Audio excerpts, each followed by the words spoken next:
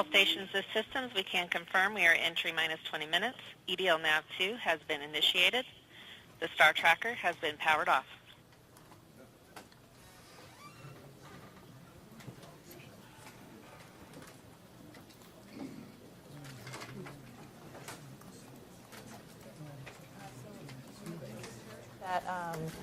The nav2 software has been initiated.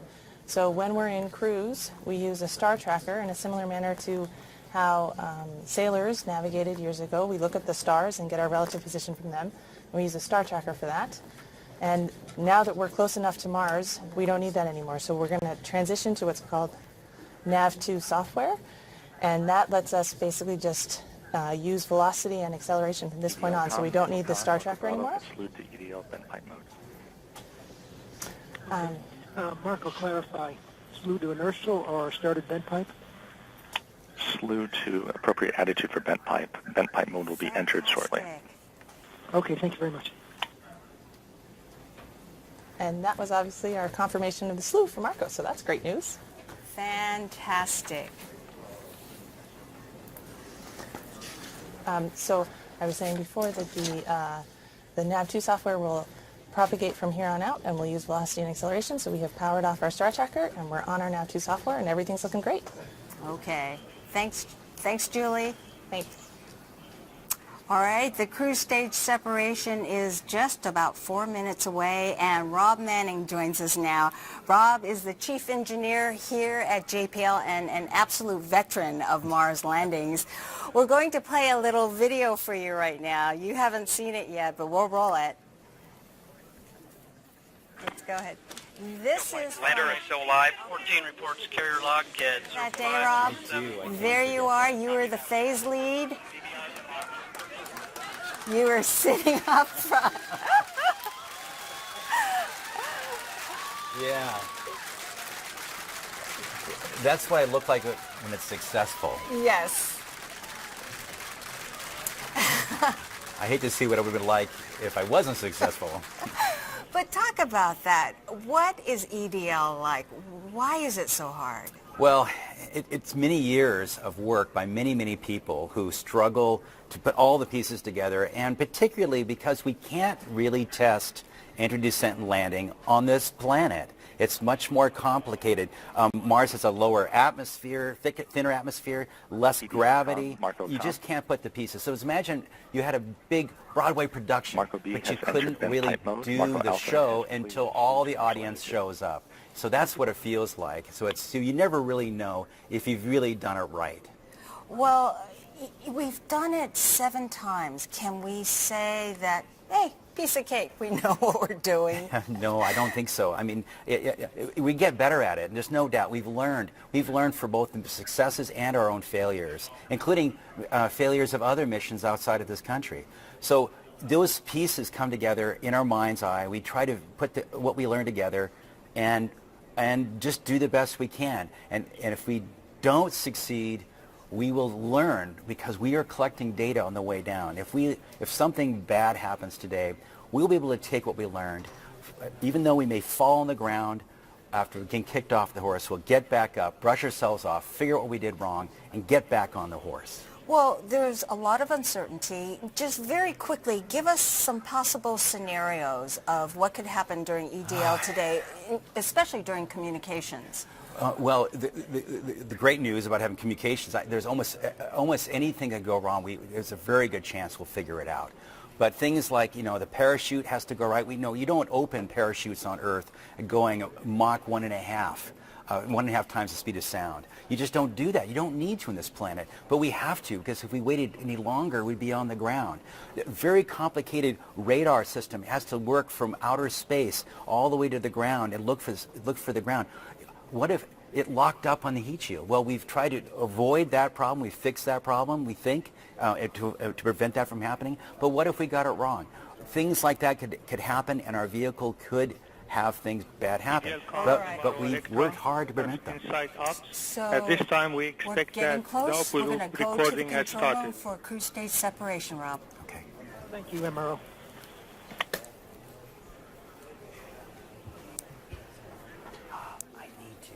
I need to take off common. Yeah, yes.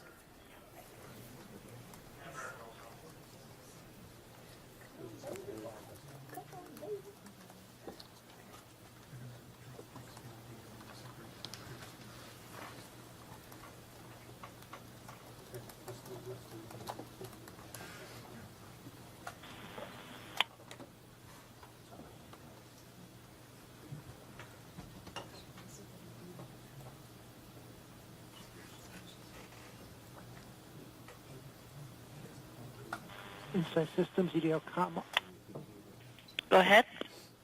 on Insight Court. At this time, MRO will have loaded their electrosequences. Marco is expecting carrier lock at any time. Marco B is reported there in bent pipe. Still waiting on A. Copy that. Thank you.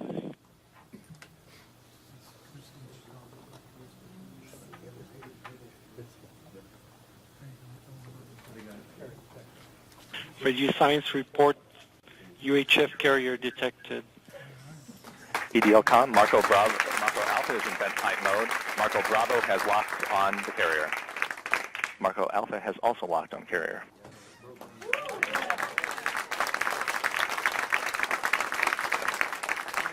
Systems Ace on Insight Cord. As expected, the DSN has LOS for Inside Expand. Copy that. Thank you.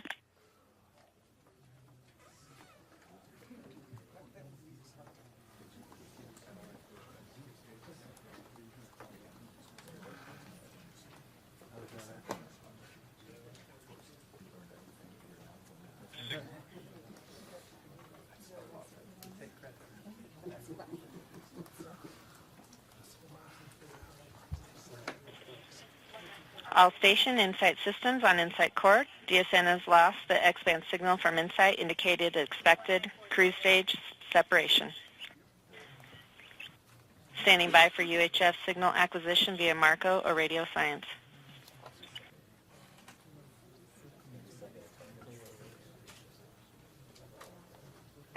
We are about 5 minutes from entry and have confirmation we've lost the X-band signal from Insight.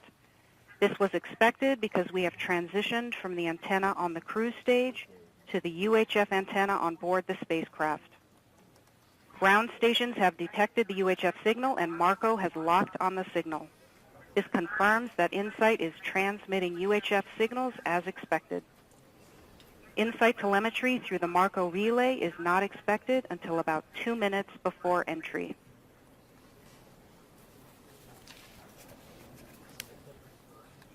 So, Rob, that was exactly what we were hoping to hear, that the Yes. Marcos are The vehicle working. has also performed the turn to entry maneuver. The vehicle is turning away from a sun-pointing attitude and oriented itself to enter the Martian atmosphere. This is a big first step.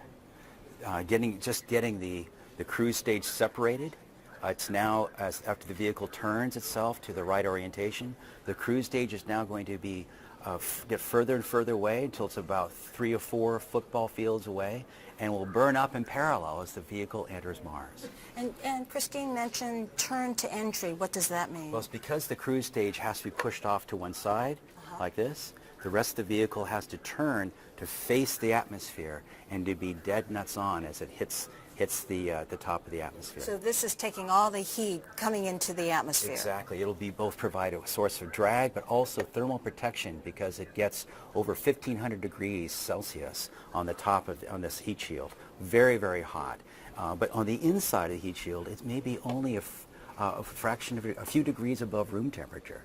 So it's a wonderful protective device to keep our lander safe. All right. So the next thing we're standing by for is entry. Getting to the top of the atmosphere, gradually slowing down. Right now, the vehicle's just now beginning to. Very soon, we'll be beginning to feel the atmosphere touching it. Actually, entry is above the atmosphere slightly, so it's really not until half a minute or so after entry before we start really detecting the fact that atmosphere is slowing us down. All right. We'll be standing by. Yes, exciting.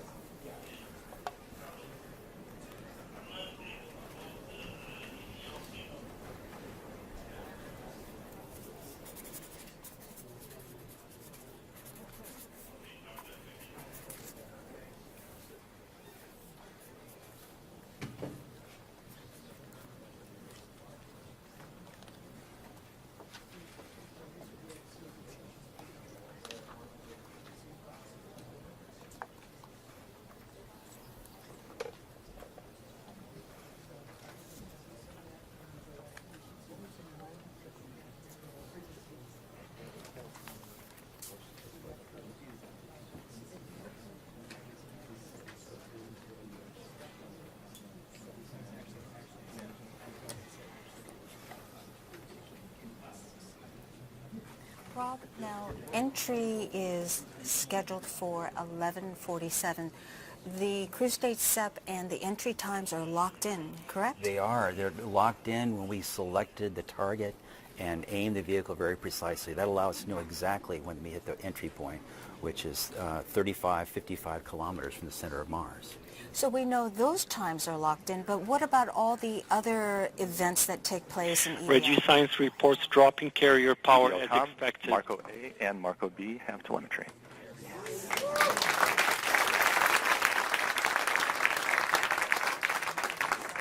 Just heard, both Marcos have telemetry. They are doing their job. These small CubeSats are relaying ones and zeros with a few seconds lag from the vehicle up to these two vehicles, and they forward them back to Earth to the Deep Space Network using X-band antennas. And keep in mind, this was all an experiment. We weren't sure that this was going to work, but we had this need that we didn't have live communication. That's right. In this particular mission. Well, we don't really need communications. We don't need their information, except if something went wrong. We would very much like to get the data right now. We have other We are now spacecraft. receiving InSight telemetry via the Marco relay.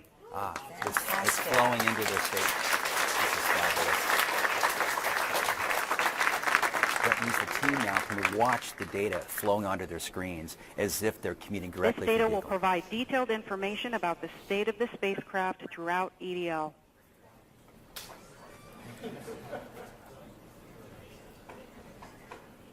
We were on pins and needles waiting for that because we weren't really sure. This is wonderful news. This will allow us to give some, if this continues working all the way to the ground and beyond, we might even see a first picture from the surface of Mars Wouldn't that be great? very soon. Atmospheric entry on my mark. 3, 2, 1, mark. Here we go. So in a few seconds, the vehicle will start sensing the atmosphere. I said 22 kilometers from the center of Mars, and it's going to start to slow down very, very slowly at first, but then faster and faster and faster till it reaches about 7 Gs. I made that mistake on the video. It's actually 7 Gs, not 12. And so but we'll still very, very quickly slow down, and from 15. In approximately 1 minute, InSight is expected to reach its maximum heating rate. Oh, yes. Plasma blackout is possible during peak heating and could cause a temporary dropout of telemetry. This could last for as long as 2 minutes. Yeah, the gas that comes off the heat shield as it's slowing down, it looks like a meteor if you're on Mars watching the streak go by. That brightness of gas does interfere with the radio reception. And so it's possible that Marco will lose that signal while it's going through this very hot entry. But not to be alarmed. Not to be alarmed. It's part of the design. We completely expect it. Radio Science reports plasma blackout as expected. Okay. Oh, wow.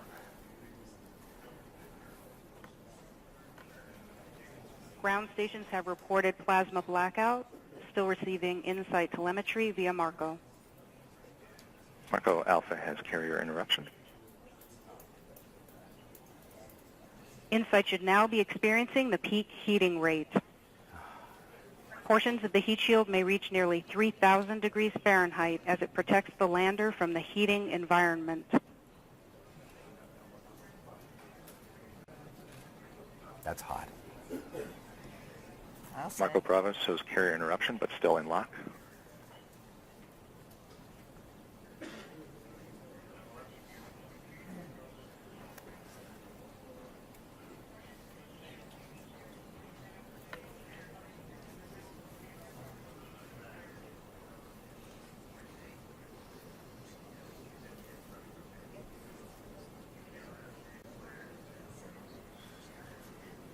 InSight has passed through peak deceleration. Telemetry shows the spacecraft saw about 8 Gs. Marco Alpha and Marco Bravo maintain lock. Radio Science reports carrier detected. Yeah. So, several different communications coming in. InSight is now traveling at a velocity of 2,000 meters per second.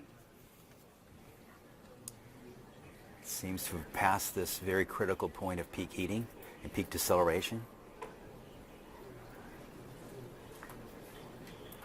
the next big step is parachute inflation.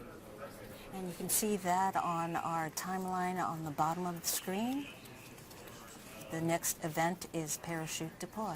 InSight is now traveling at 1,000 meters per second. Very close. Once InSight slows to about 400 meters per second, it will deploy its 12-meter diameter supersonic parachute. The parachute will deploy nominally at about Mach 1.7.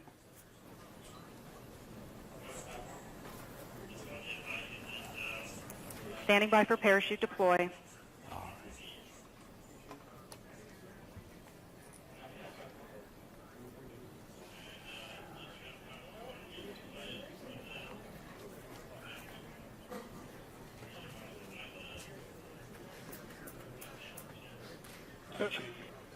Radio science reports sudden change in Doppler. Ground stations are observing signals consistent with parachute deploy. Marco Alpha, Marco Bravo, maintain lock status.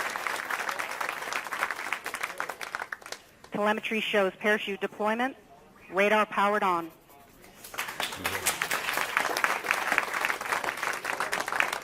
Heat shield separation commanded.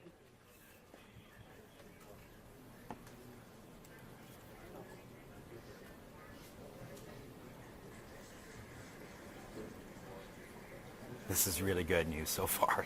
That's fantastic. I'm on pins and needles. We have radar activation where the radar is beginning to search for the ground. Once the radar locks on the ground and InSight is about 1 kilometer above the surface, the lander will separate from the backshell and begin terminal descent using its 12 descent engines.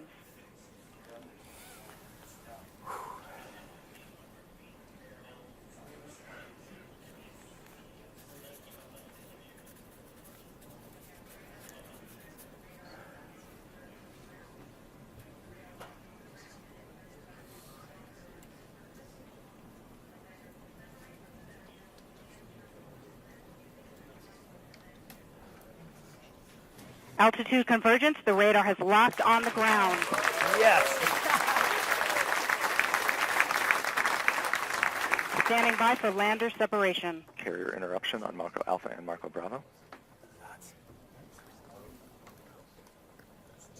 Lander separation commanded. Altitude 600 meters. Gravity turn, altitude 400 meters. We're getting there. 300 meters. 200 meters. 80 meters. 60 meters. 50 meters, constant velocity. 37 meters. 30 meters. 20 meters. 17 meters, standing by for touchdown.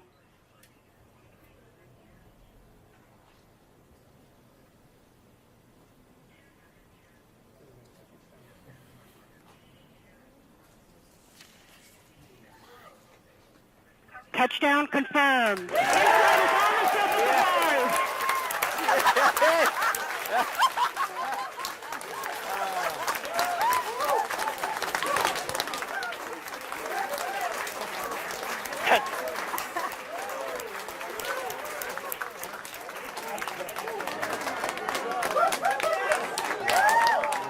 That's fantastic.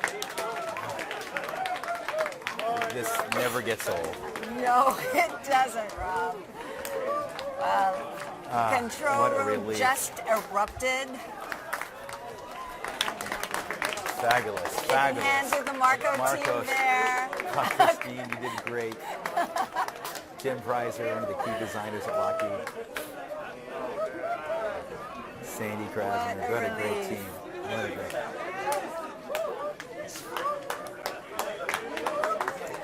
This is really fabulous. Fantastic news.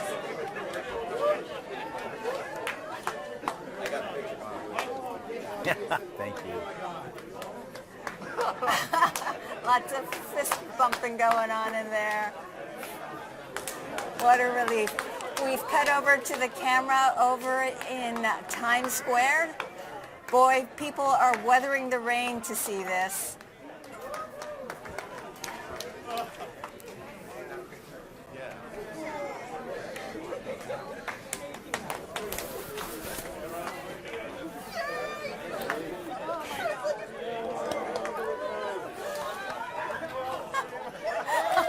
They can't help.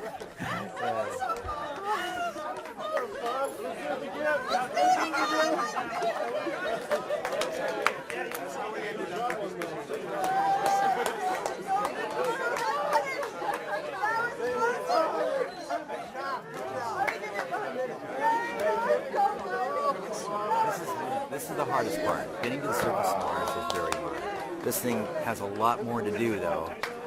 There's a lot more to go on both today and the days that follow before the science can begin. But just getting a vehicle from Earth to the surface of Mars is no mean feat. And Rob, could you talk about that? I mean, just the mere accomplishment here that we're seeing. You have to understand that this vehicle is very complicated. It uses 12 engines. Each of those engines are pulsed 10 times a second, producing these little tiny impulses, almost like little bullets that keep the vehicle going at a constant velocity as it approaches the ground, and still going over 5 miles an hour. So those legs feel a fair amount of crush. We still don't know the state of the vehicle right now. We need to look to make sure there are no rocks nearby. The solar panels will be in just a few, in about 5 to 10 minutes, will begin to open up. They're waiting for the dust to settle, because the dust there's certainly a lot of dust being lifted in the air around the vehicle right now, which is now just settling. So we're standing by after touchdown. It waits a couple of minutes to give us an X-band beep. And so we are standing by for that. It's a communication that comes directly to Earth from InSight. Yes. And it goes to the Deep Space Network. There's also something that might be happening now, if we're very lucky. InSight might be able to relay an image or a partial image taken just a couple minutes after landing. So I'm standing by hoping to see that. But if that doesn't happen, we'll certainly get more images later in our Odyssey pass in about 5 hours. We see Bruce Banner waiting for it. They're I don't know if they see it yet. They're waiting. That's Justin Mackey and Bruce Banner looking carefully at the cameras to see what they might see. They're waiting for the image to come back. So this is the first image from InSight itself. InSight is taking a picture with one of its 2 cameras. Yes. It's probably a view of what's directly in front of the spacecraft, right in front of the lander. This is a camera that it would be using to figure out, is this a good space? Exactly. Is it a good place to put down our instruments? So it is going to take an image and then send that image to the Marcos. The Marcos in turn will relay it back down to Earth. That's correct. They got it. Oh, now Let's let's just wait. Let's see what they saw. There it is. Wow, right.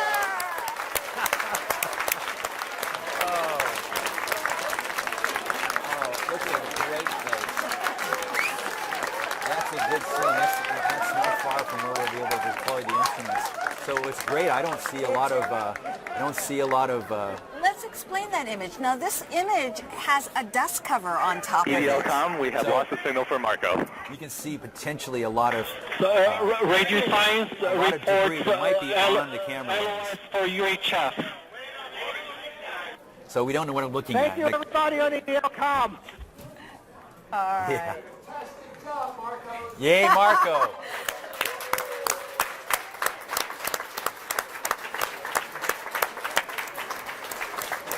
Congratulations. Meantime, There it is. You can see a better view. You can see that really is debris. And there's the horizon back there, the bluish sky. That's part of the lander deck on the front left. I can't make out, but it looks like there's not a lot of rocks in the field of view. But those dots you see there are very likely to be dust particles on the lens, the dust cover, which will be removed. and we'll get another shot later on. Yes.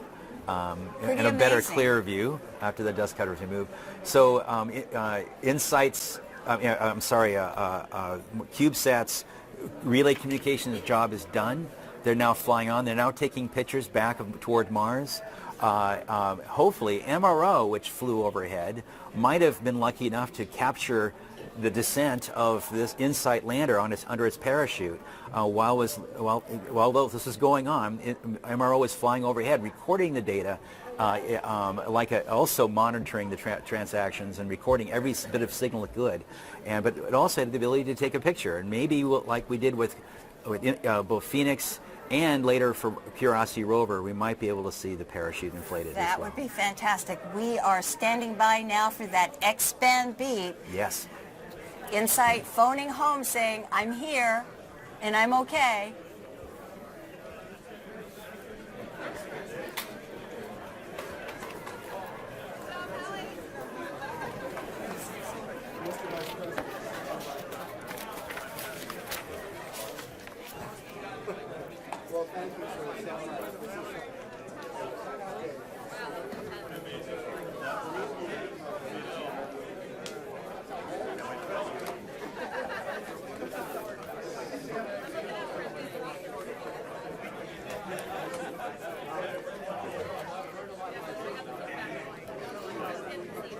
Systems Ace on InSight Court, the DSN and X-band.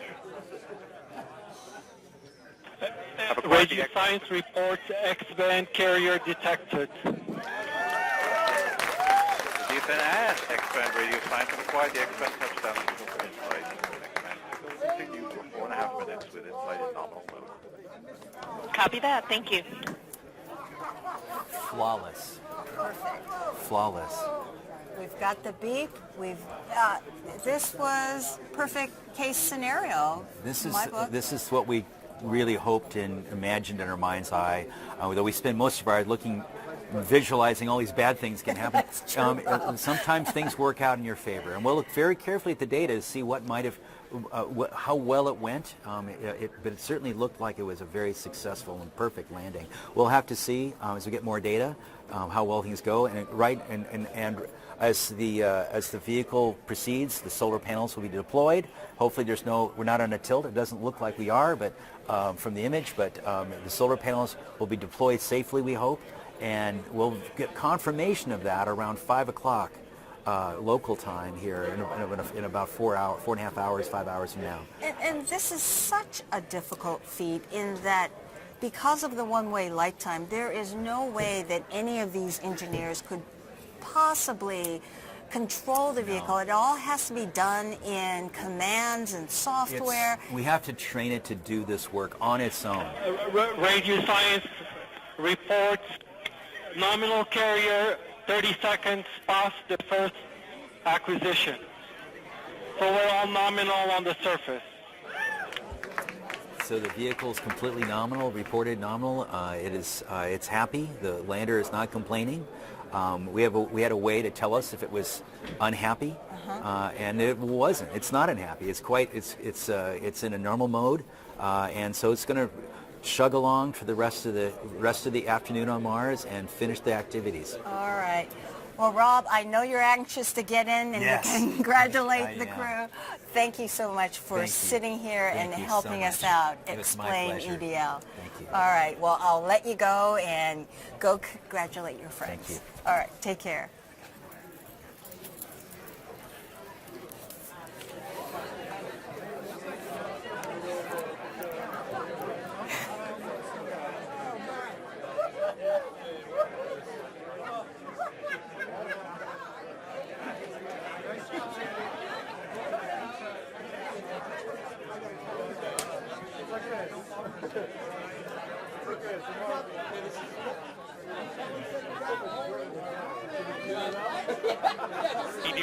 MRO Electra on InSight Ops. Octo loop recording completed at 20:04:34.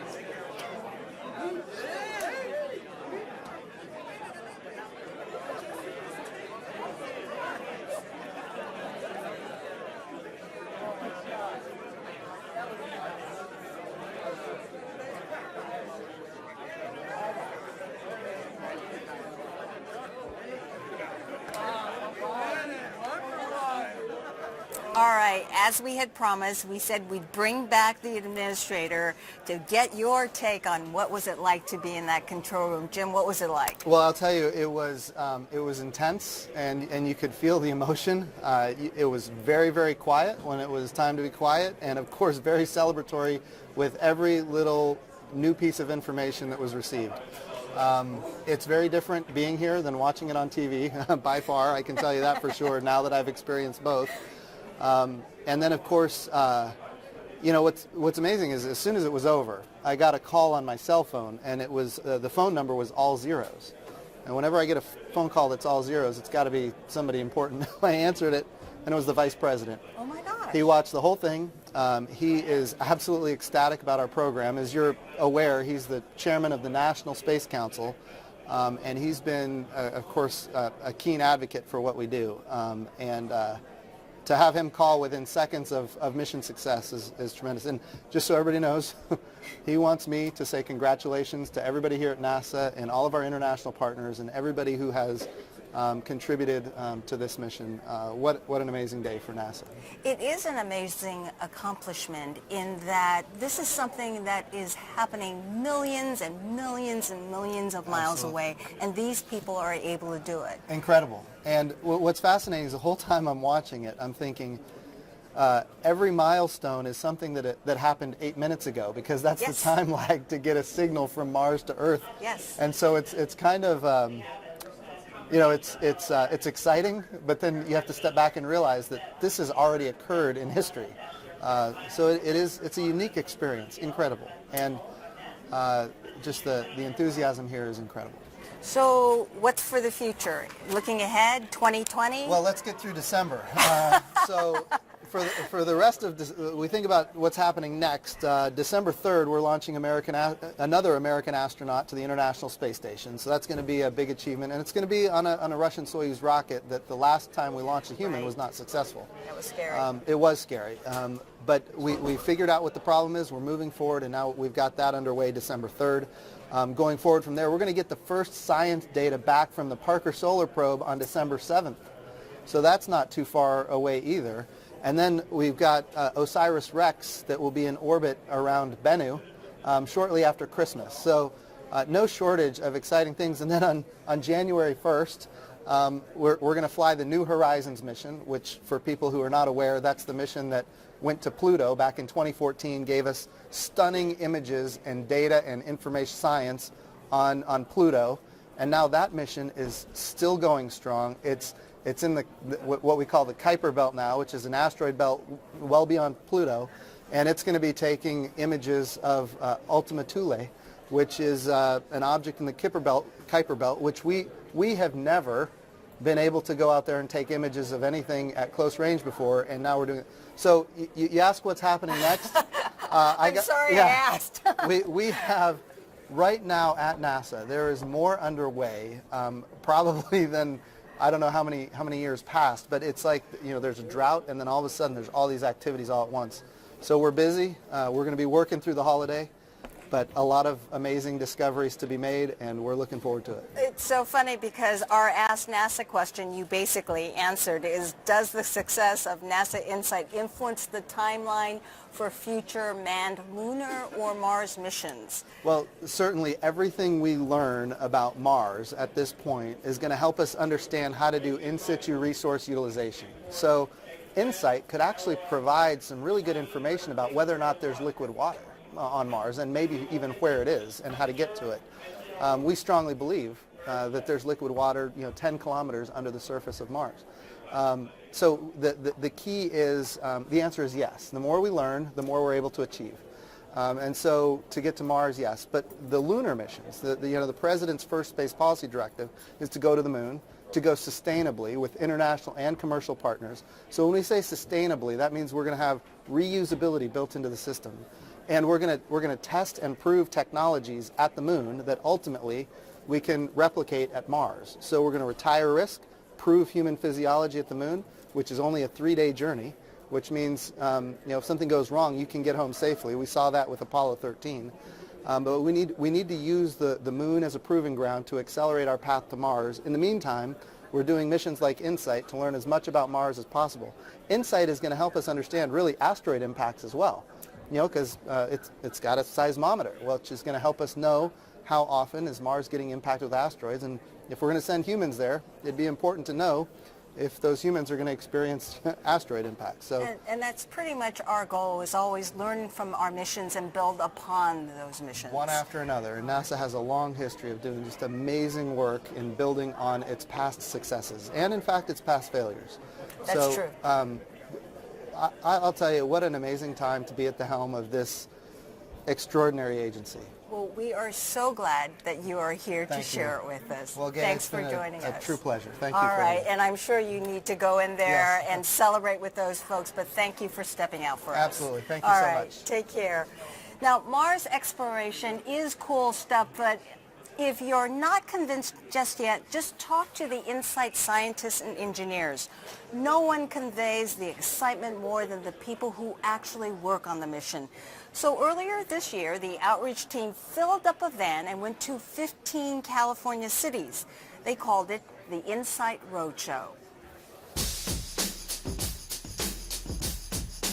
So we're here in San Francisco at the Exploratorium, and this is part of InSight's Roadshow.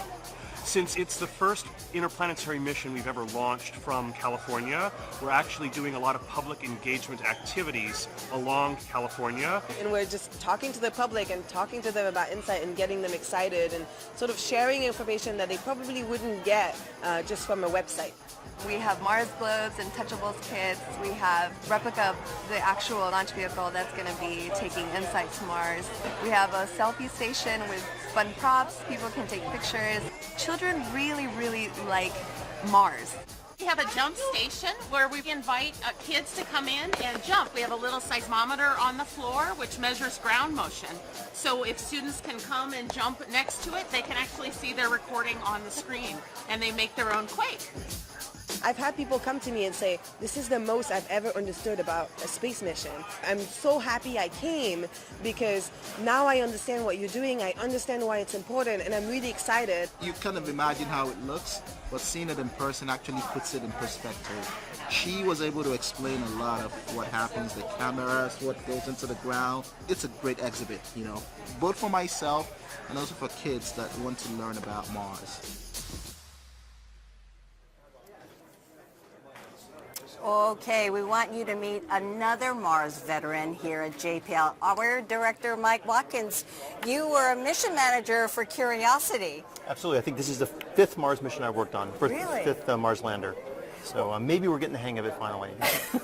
Does it ever get better? I mean, does it get old? It's always the same? No, it doesn't. I mean, I think we're just as nervous every time. The whole landing sequence, and it's just such a crazy time, and we can't do anything. It's this feeling of helplessness, right? Because the spacecraft's on its own, and everything we could do, we did a day ago.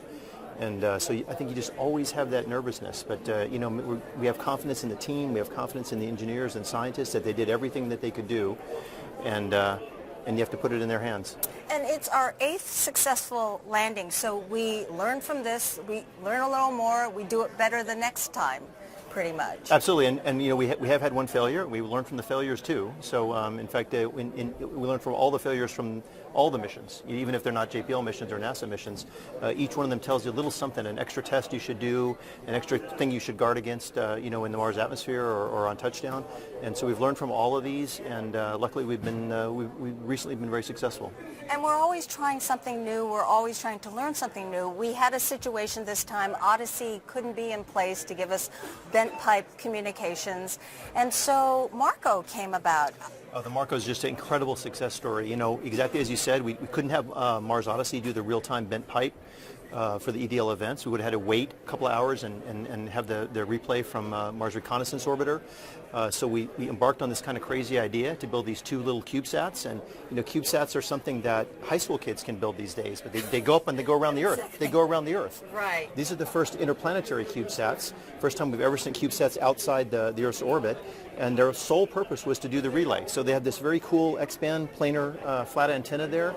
and they relayed the UHF signals in real time for us, and it was just amazing. It's built by a lot of early career folks here at JPL with a little bit of adult supervision, but no, the engineers, they just did a fantastic job on Marco. It exceeded all of our wildest expectations. They worked perfectly. We built two because we thought maybe one will get there. They both got there. They both worked.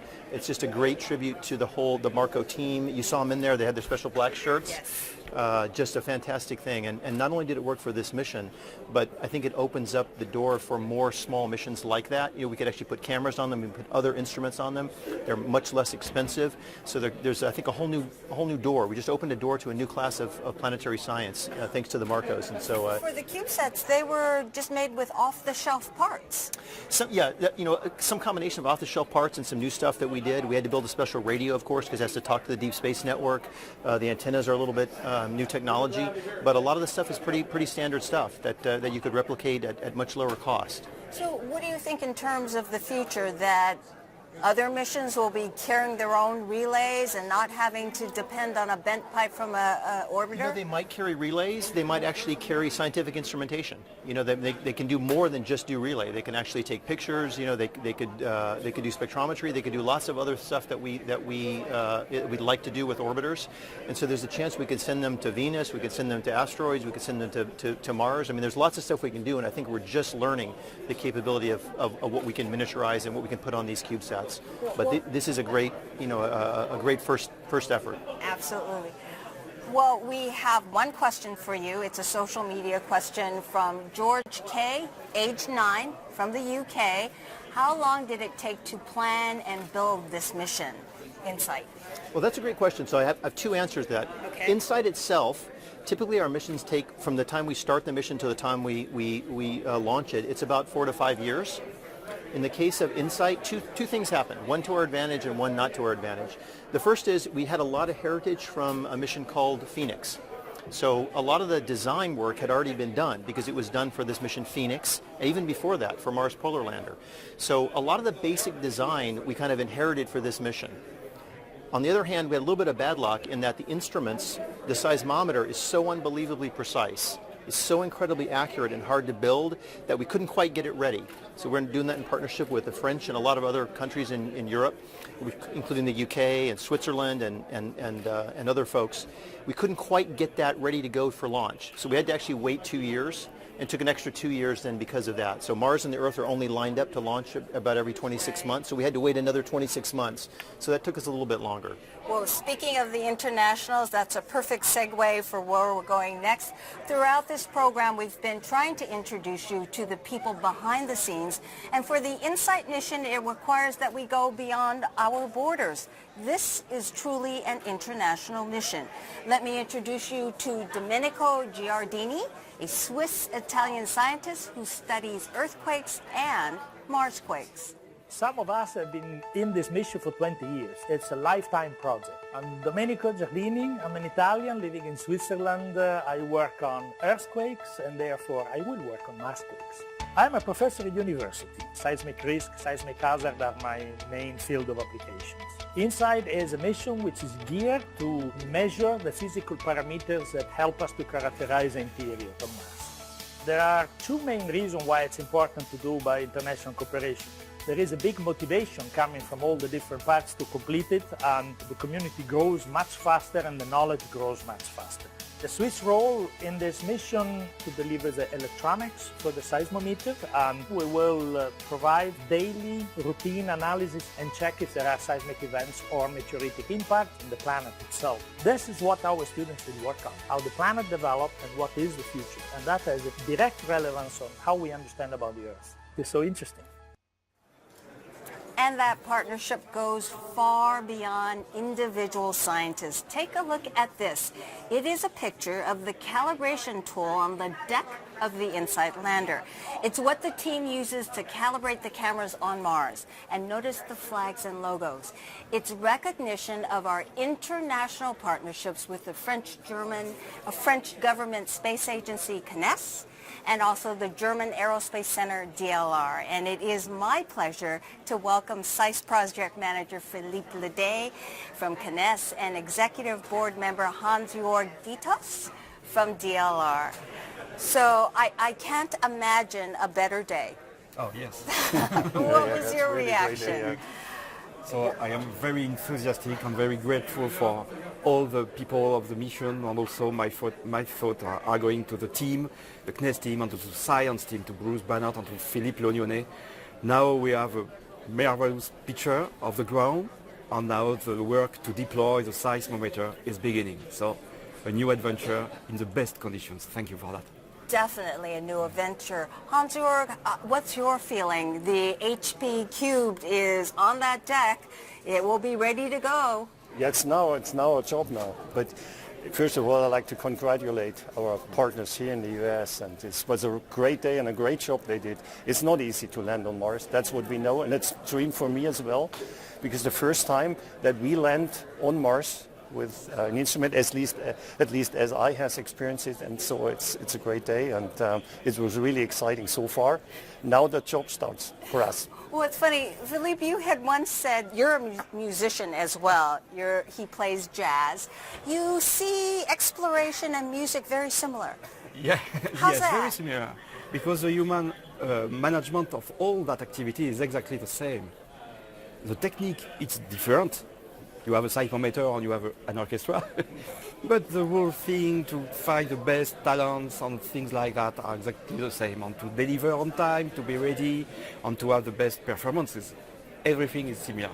And we should let people know that we won't be able to be collecting science right away. Is that correct? Yeah.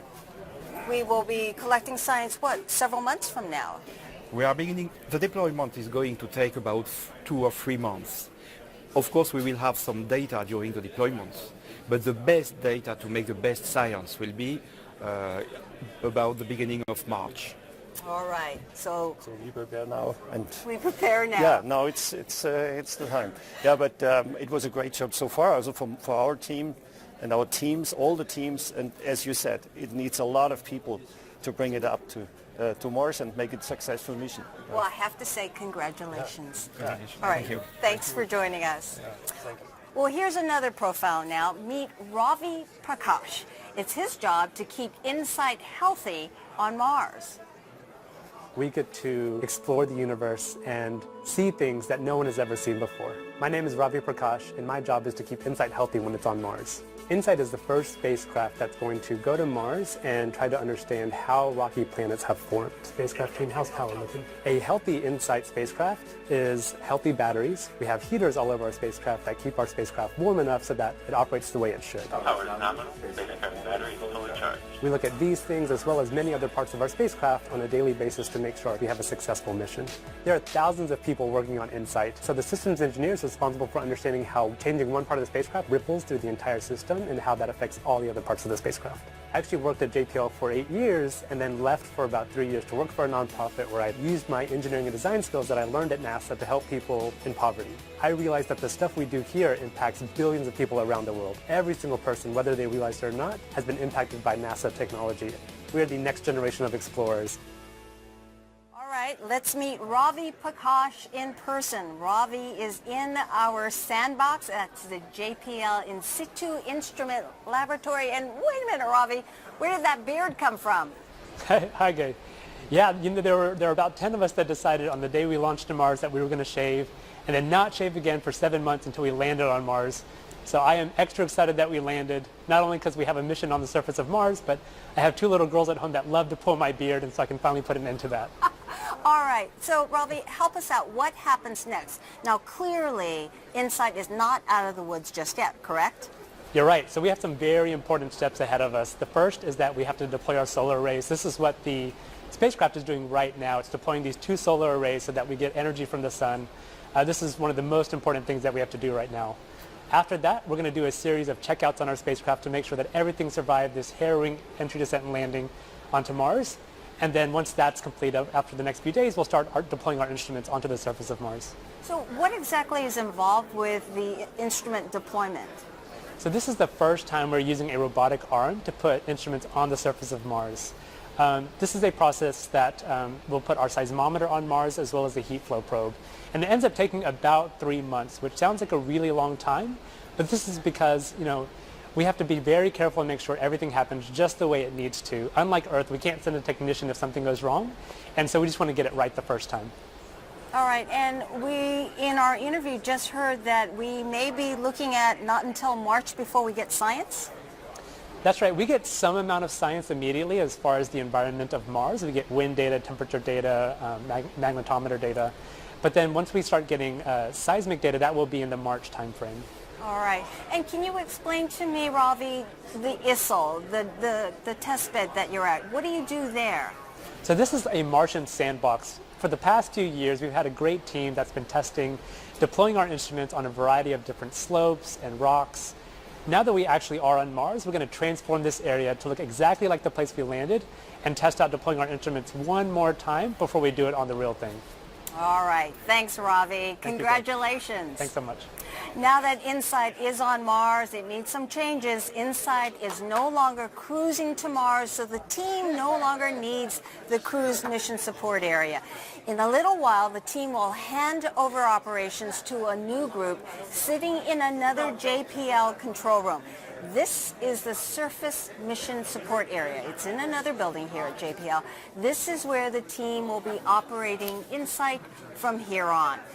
So the handover is the final step, and that will take place at about 1 o'clock our time. That's about a half hour away. For us, it's time to say goodbye. Our congratulations to the InSight team, and special thanks to our EDL system engineers, Christine Soleil and Julie Wards-Chen.